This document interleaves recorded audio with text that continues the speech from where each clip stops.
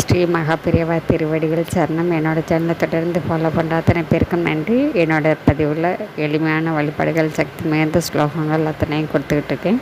இந்த பதிவில் நாம் பார்க்க போகிறது, நம்மளை தொடர்ந்து வரக்கூடிய பாவங்கள் அத்தனையும் தீரணும், கஷ்டங்கள் அத்தனையும் தீரணும். நான் நினச்சி பார்க்க முடியாத அளவுக்கு என்னோடய வாழ்க்கையில் நான் ரொம்ப கஷ்டப்பட்டுட்டேன்.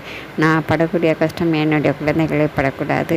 நான் இழந்தது அத்தனையும் மறுபடியும் எனக்கு வேணும். இந்த மாதிரி எப்படியாப்பட்ட வேண்டுதலாக நினச்சிருங்க. நீங்கள் செய்ய வேண்டியது, உங்கள் வீட்டு பூஜை அறையிலேயே உங்கள் வீட்டில் கண்டிப்பாங்க விநாயகர் படம், சிலை எதுவாக வேணாலும் இருக்கலாங்க. அவங்களுக்கு முன்னாடி தினந்தோறும் காலையில் எழுந்து குளித்து முடித்ததுக்கப்புறம் உடனே நீங்கள் ஒரு மண் அகல் விளக்கு எடுத்து அதை நீங்கள் விநாயகருக்கு முன்னாடி வச்சுட்டு தேங்காய் எண்ணெய் விட்டு பஞ்சு திரி போட்டு விளக்கு ஏற்றுங்க.